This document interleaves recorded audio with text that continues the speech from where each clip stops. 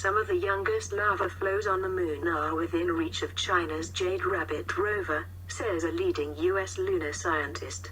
The Chang'e 3 mission touched down on Saturday at the eastern edge of its designated landing box. Dr. Paul Spuddies said the landing area was more interesting than its original destination and could fill in gaps in knowledge of lunar history. Meanwhile, officials have said that the rover's instruments are now working. 5 of the 8 pieces of scientific equipment Chang'e 3 had begun their observations, state-run Xinhua news agency said. Whether by design or fortuitous accident, this site is actually more interesting geologically than the spacecraft's original destination. Paul Spuddies Lunar and Planetary Institute, LPI. The telescopes and cameras are producing clear images, Ziyong Liao, a scientist with the Chinese Academy of Sciences, said at a press conference. The lander and rover photographed each other on Sunday evening.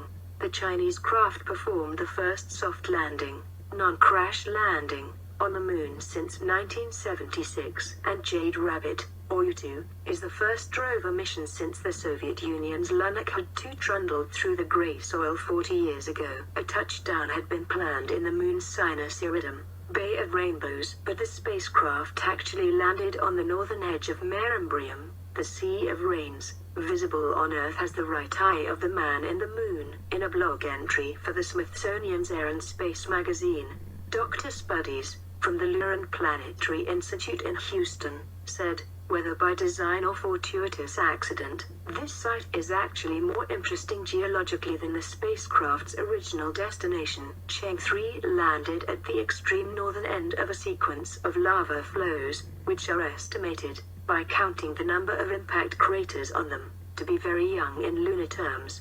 Dr. Spuddies said 2 major terrain types dominated lunar geology: the bright rugged highlands dating from the moon's formation 4.5 million years ago, and the younger Mare, dark volcanic plains made up of iron-rich lava flows. The lavas began to erupt around 3.9 billion years ago, but it is unclear when this volcanic activity ended. The Mare Imbrium lavas appear to be between 1 and 2.5 billion years old, making them much younger than any of the rock samples returned from the moon thus far.